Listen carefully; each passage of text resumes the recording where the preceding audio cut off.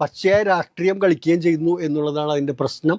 ഇത് ആശാ സമരത്തിന് സമാനമായ വിധത്തിൽ വൈകാരികമായി ജനങ്ങളിലേക്ക് ഒരു തീപ്പൊരി ഇട്ട് കൊടുക്കുക. ലേബർ ഓഫീസറും മറ്റു പല മിനിസ്റ്റർമാരും മറ്റു പല ആളുകളും ഇവരെ ചർച്ചയ്ക്ക് വിളിക്കുമ്പോഴൊക്കെ ചർച്ചയിൽ നിന്നൊക്കെ ഒഴിഞ്ഞു മാറുന്ന ഒരു സമീപനമാണ് ജാസ്മിൻ ഷാ സ്വീകരിച്ചിട്ടുള്ളത് എന്നുള്ളത് കൃത്യമായ ബോധ്യത്തിൻ്റെ അടിസ്ഥാനത്തിലാണ് ഞാൻ പറയുന്നത്. ഈ നഴ്സുമാരുടെ ശമ്പളത്തിൻ്റെ കാര്യത്തിൽ ഗവൺമെൻറ് ഒന്നും ചെയ്യാനില്ല. ഗവൺമെൻറ് അല്ല അവിടെ ശമ്പളം കൊടുക്കുന്നത്. ഇതും ആരോഗ്യവകുപ്പ് മന്ത്രിക്കെതിരെ എങ്ങനെ തിരിക്കുക? ആരോഗ്യവകുപ്പിൻ്റെ ഒരു അനാസ്ഥയാണ്. ആരോഗ്യവകുപ്പ് ഒന്നും ചെയ്തില്ല, അങ്ങനെ ചെയ്യുന്നില്ല എന്ന് പറഞ്ഞുകൊണ്ട് അവസാന നാളുകളിൽ വലിയൊരു സമരം, ആശാ സമരത്തിൻ്റെ സമാനമായൊരു ചിത്രം ഇവിടെ കാണാം. എനിക്ക് അറിയാൻ വേണ്ടി സാധിച്ചിട്ടുള്ളതെന്ന് വെച്ചാൽ മന്ത്രി വിളിച്ചിട്ട് പോലും UNA സംസ്ഥാന അധ്യക്ഷൻ ഫോൺ എടുത്തിട്ടില്ല എന്നാണ് അറിയാൻ വേണ്ടി സാധിച്ചിട്ടുള്ളത്. പിണറായി വിജയൻ എന്നുള്ള ആളോട് വ്യക്തിപരമായിട്ടും ആശയപരമായിട്ടും ആർക്ക് വേണമെങ്കിലും വിയോജിക്കാതിരിക്കാം. പക്ഷേ അതിനു വേണ്ടിയിട്ട് ഈ പാവം പിടിച്ച ആയിരക്കണക്കിന് അല്ലെങ്കിൽ ലക്ഷക്കണക്കിന് നഴ്സുമാരെ വലിച്ച് തിരുവനന്തപുരത്ത് കൊണ്ടുപോയി സെക്രട്ടേറിയറ്റിന് മുമ്പിൽ ഇട്ടിട്ട് യാതൊരു കാര്യവുമില്ല. അവിടെ ആ നഴ്സിംഗ് ചാർജ് അവിടെയുള്ള നഴ്സുമാർക്ക് കിട്ടാത്ത ഒരു സാഹചര്യം ഉണ്ടെങ്കിൽ അതും പരിഗണിക്കപ്പെടേണ്ടത് തന്നെയാണ്. ജോർജേട്ടാ നമസ്കാരം. നമസ്കാരം. ജോർജേട്ടാ, ഇപ്പോൾ സെക്രട്ടേറിയറ്റിന്റെ മുമ്പിൽ ഇന്നലെ ഞാനുണ്ടായിരുന്നു. അപ്പൊ ഈ സെക്രട്ടേറിയറ്റിന് മുമ്പിലത്തെ യഥാർത്ഥ സംഭവം എന്താണെന്ന് വെച്ച് കഴിഞ്ഞാൽ സമരങ്ങളുടെ ഒരു നീണ്ട നിലയാണ്. കഴിഞ്ഞ ദിവസം എന്താണെന്ന് വെച്ചാൽ UNA യുണൈറ്റഡ് നഴ്സിംഗ് അസോസിയേഷന്റെ നേതൃത്വത്തിൽ വലിയൊരു സമരം നടന്നു. അതിനകത്ത് ഒരുപാട് ആളുകൾ പങ്കെടുത്തു, ഒരു വലിയ ആൾക്കൂട്ടം പങ്കെടുത്തു. ഈ സാധാരണ പാവം പിടിച്ച കുറെ നഴ്സുമാര് അവരുടെ ന്യായമായിട്ടുള്ള അവകാശങ്ങൾക്ക് വേണ്ടിയിട്ടുള്ള ഒരു സമരമാണ്. പക്ഷെ ആ സമരത്തിന്റെ സമയം മാറിപ്പോയോ എന്നുള്ളതാണ് നമുക്കൊരു സംശയം. കാരണം അവർക്ക് 40,000 രൂപയ്ക്ക് അർഹതയുണ്ട് എന്ന് പരിപൂർണമായിട്ടും വിശ്വസിക്കുന്ന ഒരു വ്യക്തിയാണ് ഞാൻ. പക്ഷേ ഇപ്പോൾ നടക്കുന്ന ഈ ഒരു സമരത്തിന്റെ പിന്നിലുള്ള ലക്ഷ്യം എന്ന് പറയുന്നത് ഒരുപക്ഷെ നഴ്സുമാരെ പറഞ്ഞു പഠിപ്പിച്ചിട്ടുണ്ടാവുക ഗവൺമെന്റിന്റെ അവസാന നാളുകളാണ്. ഇപ്പോൾ സമരം ചെയ്താൽ മാത്രമേ ഇത് അംഗീകരിച്ച് തരികയുള്ളൂ എന്നൊക്കെയായിരിക്കും ഇവരെ പറഞ്ഞു മനസ്സിലാക്കിയിട്ടുണ്ടാവും. പക്ഷേ യാഥാർത്ഥ്യം അതല്ലല്ലോ. യാഥാർത്ഥ്യം മറ്റൊന്നാണ്. ഇന്നലെ ജാസ്മിൻ ഷാ പറഞ്ഞിരിക്കുന്നത് വെച്ചാൽ ലേബർ ഓഫീസർ ഒരു ചർച്ചയ്ക്ക് പോലും ഞങ്ങളെ വിളിച്ചിട്ടില്ല എന്നുള്ള രീതിയിലുള്ള കള്ളമാണ് പറഞ്ഞിരിക്കുന്നത്.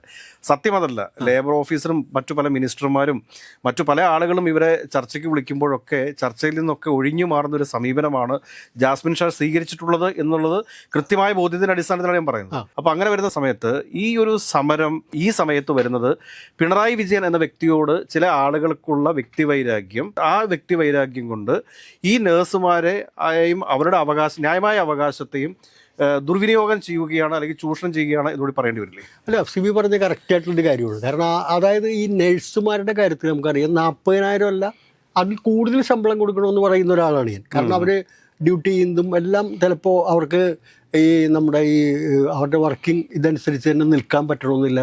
ഡ്യൂട്ടി പല സമയത്ത് വരുന്നത് ഇങ്ങനെ വളരെ ഹാർഡ്ഷിപ്പ് കഷ്ടപ്പെട്ട് പോകുന്ന ആളുകളാണ്. നന്നായിട്ട് എല്ലാവരും തന്നെ ലോൺ എടുത്തുമൊക്കെ പഠിച്ച് വലിയ ബാധ്യതയുള്ള ആളുകളൊക്കെയാണ്. അപ്പോൾ ഈ 40,000 ശമ്പളം എന്ന് പറയുന്നത് വലിയൊരു ഇതൊന്നുമല്ല. പക്ഷേ ഈ പറഞ്ഞതുപോലെ ആ സമരത്തെ ഗവൺമെൻറ്റിനെതിരായിട്ട് ആക്കി തിരിക്കാനുള്ളൊരു വല്ലാത്ത ശ്രമം. കാരണം ഇപ്പോൾ നമ്മൾ ആലോചിക്കുക, ഈ ശമ്പളം കൊടുക്കേണ്ടത് ആരാ? ഈ പ്രൈവറ്റ് ഹോസ്പിറ്റൽ മാനേജ്മെൻറ്റാണ് ശമ്പളം കൊടുക്കുന്നത്. ഇവർക്ക് നേരത്തെ ആശാ സമരത്തിൻ്റെ കാര്യത്തിൽ ഗവൺമെൻറ് ഒരു ഓണറേറിയം എന്ന് പറയുന്ന സംഭവമെങ്കിലും ഉണ്ടായിരുന്നു. ഗവൺമെൻറ്റിന് അവിടെ ഒരു ലിങ്ക് ഉണ്ട്. കേന്ദ്ര സർക്കാരും സംസ്ഥാന സർക്കാരും ലിങ്ക് ചെയ്തുകൊണ്ടുള്ള സംഭവം. ഈ നഴ്സുമാരുടെ ശമ്പളത്തിൻ്റെ കാര്യത്തിൽ ഗവൺമെൻറ് ഒന്നും ചെയ്യാനില്ല. ഗവൺമെൻറ് അല്ല അവിടെ ശമ്പളം കൊടുക്കുന്നത്. അതുകൊണ്ട് ഒരു പ്രൈവറ്റ് ഹോസ്പിറ്റൽ മാനേജ്മെൻറ്റ് അസോസിയേഷൻ എന്ന് പറയുന്ന ഒരു സംവിധാനമുണ്ട്. അതിനകത്തൊന്നും ഒരു റെപ്രസെൻ്റ് ചെയ്യോ അങ്ങനെയൊന്നും നമ്മൾ കേട്ടിട്ടില്ല. റെപ്രസെൻറ്റ് ചെയ്തിട്ടുണ്ടോ എന്ന് നമുക്ക് വ്യക്തമായിട്ട് അറിയില്ല. പക്ഷേ അങ്ങനെ റെപ്രസെൻറ്റ് ചെയ്തതായിട്ട് എവിടെയും നമ്മൾ അറിവായിട്ടില്ല. അങ്ങനെ ഒന്നും ചെയ്യാതെ അവരുടെ മുമ്പിൽ ഒന്നും ചെയ്യാതെ നേരെ ഇലക്ഷൻ സമയമായപ്പോൾ ഗവൺമെൻറ് മുമ്പിലേക്ക് സമരമായിട്ട് വരുന്നു. പൊതുജനം എന്താ വിചാരിക്കുന്നത്? ഗവൺമെൻറ് എന്തോ ചെയ്യാതിരുന്നു, ഗവൺമെൻറ് എന്തോ ഇടപെട്ടിട്ടില്ല, അതുകൊണ്ട് ഈ പാവം പിടിച്ച നഴ്സുമാരൊക്കെ കൂടി വന്നിരിക്കും. ഈ അതേ നഴ്സിംഗ് രംഗത്തുള്ള ഈ സഹോദരിമാരെ കൂടി ഇവർ പറ്റിക്കുകയാണ്. അതായത് ഈ 20,000 രൂപ എന്ന ശമ്പള പരിഷ്കരണം നടപ്പിലാക്കിയതിനു ശേഷവും അത് നൽകാത്ത ഹോസ്പിറ്റലുകളുണ്ട്. ആ ഹോസ്പിറ്റലുകൾക്കെതിരെ പോലും സമരം ചെയ്യാനായിട്ട് ഇവർ സമയം വൈകിപ്പിച്ചിട്ടുണ്ട്.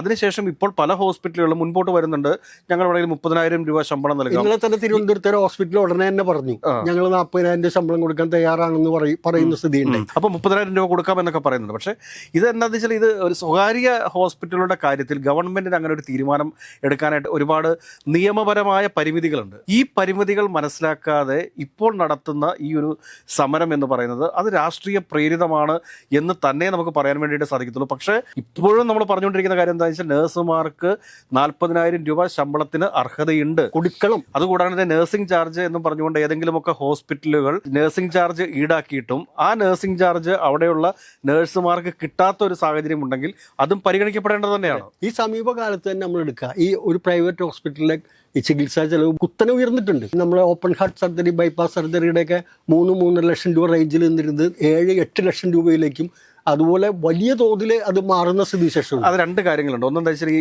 കേന്ദ്ര സർക്കാരിന്റെ ആയുഷ്മാൻ പദ്ധതി, അത് മെഡിക്ലെയിം ആണത്. അത് കൂടാതെ തന്നെ ഈ ഇന്ത്യയിൽ പ്രവർത്തിക്കുന്ന ഒരുപാട് മെഡിക്ലെയിം കമ്പനികളുണ്ട്. അപ്പോൾ ഈ മെഡിക്ലെയിം കമ്പനികളുമെല്ലാമായിട്ട് ഇവർക്കൊരു അഡ്ജസ്റ്റ്മെന്റുകളുണ്ട്. ഈ അഡ്ജസ്റ്റ്മെന്റുകളുടെ ഭാഗമായിട്ട് ഇത് ആളുകൾ പലപ്പോഴും നേരിട്ട് അടയ്ക്കേണ്ടതായിട്ട് വരുന്നില്ല തുക. അപ്പോൾ അങ്ങനെ വരുമ്പോഴത്തേക്ക് മെഡിക്ലെയിമിനെ ഡിപ്പെൻഡ് ചെയ്തുകൊണ്ടാണ് ഇവർ ചെയ്യുന്നത്. അവിടെ വരുന്ന സിബി എന്താ പ്രശ്നം വെച്ചാൽ ഈ ചെലവുകൾ ആളുകളുടെ ഔട്ട് ഓഫ് പോക്കറ്റ് എക്സ്പെൻഡിച്ചർ കൂടുന്നതോടൊപ്പം തന്നെ ഈ ചികിത്സാ ചെലവ് ഉയരുകയും ചെയ്യുന്നു. പക്ഷേ ആ ഹോസ്പിറ്റൽ ഡോക്ടേഴ്സിനെ സംബന്ധിച്ചിടത്തോളം അവർക്ക് ഉയർന്ന ശമ്പളം കിട്ടുന്നുണ്ട്.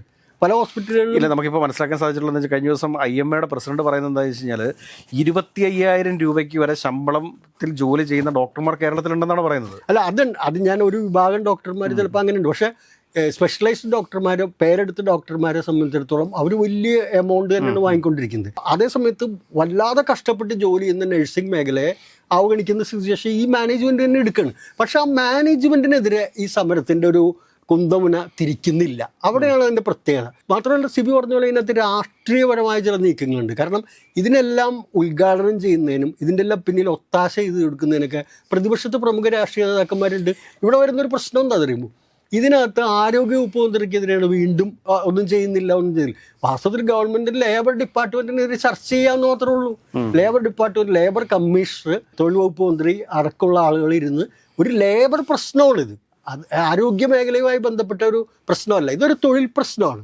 ആ തൊഴിൽ പ്രശ്നം അഡ്രസ്സ് ചെയ്യേണ്ട വകുപ്പ് അതിന് പകരം അതിൻ്റെ ചില വ്യാഖ്യാനങ്ങൾ ചില മീഡിയയും ചില സോഷ്യൽ മീഡിയ പ്ലാറ്റ്ഫോമൊക്കെ ഉപയോഗിച്ചുകൊണ്ട് ഇതും ആരോഗ്യവകുപ്പ് മന്ത്രിക്കെതിരെ എങ്ങനെ തിരിക്കുക, ആരോഗ്യവകുപ്പിൻ്റെ ഒരു അനാസ്ഥയാണ്, ആരോഗ്യവകുപ്പ് ഒന്നും ചെയ്തില്ല, അങ്ങനെ ചെയ്യുന്നില്ല എന്ന് പറഞ്ഞുകൊണ്ട് അവസാന നാളുകളിൽ വലിയൊരു സമരം, ആശാസമരത്തിൻ്റെ സമാനമായൊരു ചിത്രം ഇവിടെ കാണാം. ആളുകളെ വൈകാര്യം, പാവം പിടിച്ച നഴ്സുമാർ അവരെത്ര കഷ്ടപ്പെട്ടു, അവർക്കൊരു 40,000 രൂപ ശമ്പളം. ഇതിനൊക്കെ അപ്പുറത്തേക്ക് ഇതിനകത്ത് ഏറ്റവും പ്രധാനപ്പെട്ട ഒരു കാര്യം എന്താ വെച്ചാൽ കഴിഞ്ഞ ദിവസം KC വേണുഗോപാൽ ഈ UN നേതാക്കന്മാർ, നഴ്സിംഗ് അസോസിയേഷൻ നേതാക്കന്മാരൊക്കെ കാണുന്ന ഒരു കാഴ്ചയുണ്ട്. ഞാൻ ചോദിക്കുന്ന ഒരു ചോദ്യം ഇതാണ്, ഈ കഴിഞ്ഞ 10 വർഷത്തിനിടയിൽ ഒരു പ്രാവശ്യമെങ്കിലും UNAയുടെ സംസ്ഥാന പ്രസിഡന്റായിട്ടുള്ള ഈ ജാസ്മിൻ ഷാ ഈ പറഞ്ഞ കോൺഗ്രസ് നേതൃത്വത്തെ സമീപിക്കുകയും കോൺഗ്രസ് നേതൃത്വം ഇതുമായി ബന്ധപ്പെട്ട് ഏതെങ്കിലും ഒരു സമരത്തിന് ഇറങ്ങുകയോ അല്ലെങ്കിൽ നിയമസഭയിൽ ഒരു ചോദ്യമെങ്കിലും ചോദിച്ചിട്ടുണ്ടോ? ഒരു റെപ്രസെന്റേഷൻ നടത്തിയോ? ഒരു മന്ത്രിയുടെ അടുത്ത് എന്തെങ്കിലും രീതിയിൽ ഒരു റെപ്രസെന്റേഷനോ എന്തെങ്കിലും കാര്യങ്ങൾ ഗവൺമെന്റ് മുമ്പാകെ വന്നിട്ടില്ല. അതിന് പിന്നിൽ ഇപ്പോൾ മുസ്ലിം ലീഗിന്റെ ചില നേതാക്കന്മാരും ഇതിനെ ഒത്താശ ചെയ്യുന്ന രീതിയിലേക്ക് പല മുസ്ലിം ലീഗിന്റെ നേതാക്കന്മാരുടെയാണ് പല ഹോസ്പിറ്റലുകളും. പക്ഷെ ഇതിനെ ഇളക്കി വിടുക. അപ്പൊ ഇതെന്താ വെച്ചാൽ ഞാൻ പറയുന്നത് കനകോല് സിദ്ധാന്തം എന്ന് പറയുന്നത് നെറേറ്റീവ് സൃഷ്ടിക്കുക. അതിൻ്റെ ഒരു ബേസിക് സാധനം ഇതാണ്. അത് പോസിറ്റീവായിട്ടുള്ള എലിമെന്റ്സിനെ, ഡെവലപ്മെന്റ് ഇനീഷ്യേറ്റീവ്സിനെ, വലിയ നേട്ടങ്ങൾ കൈവരിച്ചതിനെ തമസ്കരിക്കുക. തൽസ്ഥാനത്തേക്ക് വൈകാരികമായ ആളുകളെ ഉത്തേജിപ്പിക്കുന്ന ആശാസമരം, ആ പാവങ്ങൾ 250 ദിവസത്തോളം മഴയും വെയിലും കൊണ്ടൊക്കെ 10 പൈസ പിണറായി വിജയന് കൂട്ടിക്കൊടുത്തൂടെ, എന്ത് പണിയാണ് ഇയാൾ കാണിക്കുന്നതെന്ന് ചിന്തയിലേക്ക് കൊണ്ടുപോകണം. കേന്ദ്ര സർക്കാരിന്റെ കീഴിൽ വരുന്ന ഓൾ ഇന്ത്യസ് ആണ്. അത് 2,000 ആയിരുന്ന തുക 8,000 രൂപയിലേക്ക് വർദ്ധിപ്പിച്ചു കൊടുത്തത് ഈ കാലയളവിലാണ് നമ്മൾ ആലോചിക്കണം. ഈ കഴിഞ്ഞ ഈ ബഡ്ജറ്റിൽ ഇതിൽ പോലും കേന്ദ്ര ഗവൺമെന്റ് അത് പരിഗണിക്കുന്നതിന് ഒന്നും തയ്യാറായില്ല. പക്ഷെ അവിടേക്കൊരു കത്തയക്കുക, ഞങ്ങളെ ഒന്ന് പരിഗണിക്കണമെന്ന് പറഞ്ഞുകൊണ്ട് കത്തയക്കാൻ പോലും ഈ ആശാസമരത്തിന്റെ നേതൃത്വം നൽകിയ ആളുകൾ തയ്യാറായി. പ്രധാനപ്പെട്ട കാര്യം എന്താണെന്ന് ചോദിച്ചു കഴിഞ്ഞാൽ ഇവരിത് പാർലമെന്റിനകത്ത് എന്താണ് ഉന്നയിക്കാത്തതാണ് നമ്മുടെ ചോദ്യം. അതെ, പാർലമെന്റ്, കാരണം കേന്ദ്ര സർക്കാരിന്റെ കീഴിലാണ് ഈ ആശാ വർക്കർമാരുടെ ഓരോ വോളണ്ടിയർഷിപ്പ് വരുന്നത്. അപ്പോൾ ഇവരെന്തുകൊണ്ടാണ് കേന്ദ്ര സർക്കാരിന് മുമ്പിൽ സമരം ചെയ്യാതെ അത് കേരളത്തിൽ മാത്രമായിട്ട് ഈ സമരത്തെ ഒതുക്കുന്നതിന് പിന്നിലുള്ള ഇവരുടെ ഒരു ചേതോ വികാരം എന്താണ്? മാത്രം ഈ സമരം ഇത് അഖിലേന്ത്യാ തലത്തിൽ ഏറ്റെടുത്ത് ദേശീയ തലത്തിൽ ഡൽഹിയിൽ സമരം ചെയ്തിരിക്കുന്ന CITUവിന്റെ നേതൃത്വത്തിലുള്ള സംഘടനയാണ്. അവരുടെ ശ്രദ്ധയിൽപ്പെടുത്തുന്നതിനുമൊക്കെ ശ്രമിച്ചിട്ടുള്ളത്, ആ രീതിയിൽ ശ്രമിച്ചിട്ടുള്ളത്. പക്ഷെ ഇവിടെ ഈ പറഞ്ഞ പോലെ കേരളത്തിൽ മാത്രം ഇതെന്തോ പിണറായി വിജയൻ ഇവർക്ക് 10 പൈസ കൊടുക്കുന്നില്ല, ഇവരെ മഴയത്തും വെയിലത്തും ദുരിതം അനുഭവിപ്പിക്കുന്നു എന്നുള്ളൊരു രീതിയിലേക്ക് നെഗറ്റീവ് ക്രിയേറ്റ് ചെയ്യണം. സെയിം കാര്യമാണ് ഇവിടെ നടക്കുന്നത്. ആശുപത്രിക്ക് മുമ്പിൽ ഒരു കൊടി പിടിക്കാൻ പോലും തയ്യാറായില്ല. ആശുപത്രിക്ക് മുമ്പിൽ ഒരു ചെറിയ ധർണ അല്ലെങ്കിൽ ഒരു ചെറിയൊരു യോഗം. UN ഒരുപാട് ഹോസ്പിറ്റലുകൾക്ക് മുമ്പിൽ സമരങ്ങളൊക്കെ നടത്തിയിട്ടുണ്ട്. പക്ഷെ ഈ അടുത്ത കാലത്തൊന്നും നടത്തിയിട്ടില്ല. ഞാൻ പറയും പ്രശ്നം ഉന്നയിച്ചുകൊണ്ടാണ് ഞാൻ പറഞ്ഞത്. UNAയുടെ ഒരു സ്ഥാപന കാലഘട്ടത്തിലൊക്കെ ഒരുപാട് സമരങ്ങൾ പല ഹോസ്പിറ്റലുകളിൽ നടന്നിട്ടുണ്ട്. ഒരുപാട് ആക്രമണങ്ങളൊക്കെ നടന്നിട്ടുണ്ട്. ഈ നിയമസഭയുടെ മുമ്പിലേക്ക് പോകുന്നതിന് മുമ്പ് ഒരു ദിവസം ഒരു പ്രതിഷേധ ബാഡ്ജ് ഞങ്ങൾ ഇന്ന് കരിദിനം ആചരിക്കുന്നു എന്ന് പറഞ്ഞ് ഹോസ്പിറ്റലുകളിൽ കയറാമല്ലോ. ഡ്യൂട്ടിയിൽ നിന്ന് വിട്ടുവെക്കൊന്നും വേണ്ട, ഡ്യൂട്ടി ചെയ്തുകൊണ്ട് തന്നെ അത്തരം എന്തെല്ലാം സമര രീതികളുണ്ട്. അപ്പോൾ ആ സമര രീതികളൊന്നും അവലംബിക്കാതെ നേരെ തന്നെ ഗവൺമെൻറ് സെക്രട്ടേറിയറ്റിന് മുമ്പിലേക്ക് ഒരു വലിയ പടനീക്കം പോലെ നടക്കും. അവർ അർഹതപ്പെട്ട കാര്യം അവർക്ക് കൊടുക്കണം, അത് നേടിയെടുക്കണം എന്നുള്ള കാര്യത്തിൽ യാതൊരു സംശയം. എനിക്കറിയാൻ വേണ്ടി സാധിച്ചിട്ടുള്ളതെന്ന് വെച്ചാൽ മന്ത്രി വിളിച്ചിട്ട് പോലും UN-യുടെ സംസ്ഥാന അധ്യക്ഷൻ ഫോൺ എടുത്തിട്ടില്ല എന്നാണ് അറിയാൻ വേണ്ടി സാധിച്ചിട്ടുള്ളത്. മന്ത്രി വിളിച്ചിട്ട്, കാരണം ഇത് ഈ സമരം നടക്കണം എന്നുള്ളത് ചിലരുടെ തീരുമാനമായിരുന്നു. ആ തീരുമാനത്തിന് ഈ നഴ്സുമാരെ ബലിയാടാക്കുന്നത് തീരെ ഉചിതമായിട്ടുള്ളൊരു രീതിയല്ല. ചില ഓൺലൈൻ മാധ്യമ പ്രവർത്തകർ ഇതിന്റെ പിന്നിലുണ്ട് എന്നുള്ള കാര്യം എല്ലാവർക്കും വ്യക്തമാണ്. എല്ലാവർക്കും വ്യക്തമാണ്. പക്ഷെ എല്ലാത്തിനും ഒരു പരിധിയുണ്ട്. കാരണം എന്താണെന്ന് വെച്ച് കഴിഞ്ഞാൽ പിണറായി വിജയൻ എന്നുള്ള ആളോട് വ്യക്തിപരമായിട്ടും ആശയപരമായിട്ടും ആർക്ക് വേണമെങ്കിലും വിയോജിക്കാതിരിക്കാം. പക്ഷെ അതിനു വേണ്ടിയിട്ട് ഈ പാവം പിടിച്ച ആയിരക്കണക്കിന് അല്ലെങ്കിൽ ലക്ഷക്കണക്കിന് നഴ്സുമാരെ വലിച്ച് തിരുവനന്തപുരത്ത് കൊണ്ടുപോയി സെക്രട്ടേറിയറ്റിന് മുമ്പിൽ ഇട്ടിട്ട് യാതൊരു കാര്യവും ഇല്ല. അവർക്കും അറിയില്ല.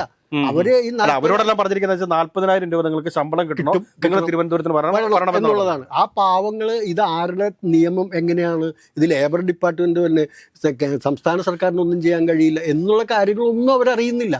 അവരെ സംബന്ധിച്ചിടത്തോളം അവരുടെ വേതനം വർദ്ധിപ്പിക്കണം, അതിനുവേണ്ടി നിങ്ങൾ 40,000 രൂപ കിട്ടണമെങ്കിൽ നിങ്ങൾ തിരുവനന്തപുരത്തേക്ക് വരണമെന്ന് പറയുമ്പോൾ ആ പാവങ്ങൾ എത്തുന്നു. അപ്പം അതിന് അവരുടെ ആ അറിവില്ലായ്മയെ അവരുടെ ആ ഒരു ശമ്പളം വർദ്ധിപ്പിക്കാനുള്ള ഒരു ആഗ്രഹത്തെ ചൂഷണം ചെയ്തുകൊണ്ട് ഒരു ഗവൺമെൻറ്റിനെതിരെ അങ്ങനെ തിരിക്കാം എന്നുള്ളതിൻ്റെ രാഷ്ട്രീയ അളവിൻ്റെ ഏറ്റവും മൂർത്തമായ രൂപമാണ് നഴ്സുമാരുടെ. തീർച്ചയായും എനിക്കിത് നമുക്കിത് കൺക്ലൂഡ് ചെയ്യാൻ വേണ്ടി പറ്റുന്ന കാര്യം എന്താണെന്ന് വെച്ച് കഴിഞ്ഞാൽ ഗവൺമെന്റിന് വളരെ അനുഭാവപൂർവമായ ഒരു നിലപാടാണുള്ളത്. പക്ഷേ ഇവരെ നിയന്ത്രിക്കുന്ന ചില ശക്തികളുണ്ട്.